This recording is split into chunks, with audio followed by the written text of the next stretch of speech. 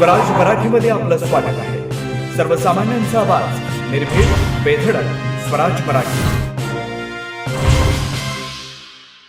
भाजपकडून आतापर्यंत 19 आमदारांना मंत्रिपदासाठी फोन गेल्याची माहिती मिळते। आशिष शेलार यांना देखील मंत्रिपदासाठी भाजपकडून संधी देण्यात येणार आहे। नितेश राणे, शिवेंद्रराजे भोसले, पंकज भोईर हे देखील प्रथमच मंत्री होणार आहेत। फोन गेलेल्यांच्या जुन्या मंत्र्यांमध्ये चंद्रकांत पाटील, गिरीश महाजन, राधाकृष्ण विखे पाटील यांना पुन्हा स्थान देण्यात आलं आहे। तर पंकजा मुंडे, चंद्रशेखर बावनकुळे यांना देखील मंत्रिपद मिळणार आहे। मंगल प्रभात, जयकुमार रावळ यांना देखील फोन गेलेला आहे। तर आळेगावचे आमदार अशोक उईके यांना देखील भाजपकडून मंत्रिपदासाठी संधी देण्यात आली आहे। भाजपच्या अतुल सावेंना शपथविधीसाठी फोन केला, तर भाजपचे मुंबई अध्यक्ष आशिष शेलार यांना देखील आता मंत्रिमंडळात स्थान मिळणार आहे। त्याशिवाय नितेश राणे, शिवेंद्रराजे भोसले, पंकज भोईर हे देखील प्रथमच मंत्री होणार आहेत। तर माधुरी मिसाळ यांची देखील मंत्रिपदावर वर्णी लागणार आहे। तर जुन्या मंत्र्यांमध्ये चंद्रकांत पाटील, गिरीश महाजन आणि राधाकृष्ण विखे पाटील यांचं स्थान निश्चित मानलं जात आहे। नितेश राणे, गणेश नाईक, शिवेंद्रराजे भोसले हे भाजपचे मंत्री असतील।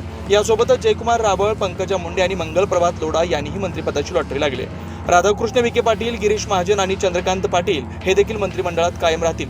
त्याशिवाय पंकज भोयर, जयकुमार गोरे आणि मेघना बोर्डीकर यांचाही भाजपकडून समावेश करण्यात आला। त्याशिवाय अतुल सावे, माधुरी मिसाळ आणि संजय सावकारे हे देखील महायुतीच्या मंत्रिमंडळात पाहायला मिळतील। चंद्रशेखर बावनकुळे आणि अशोक उईके देखील मंत्रिमंडळात स्थान देण्यात आले। तर आशिष शेलार, आकाश फुंडकर यांचाही मंत्रिमंडळात समावेश करण्यात आला।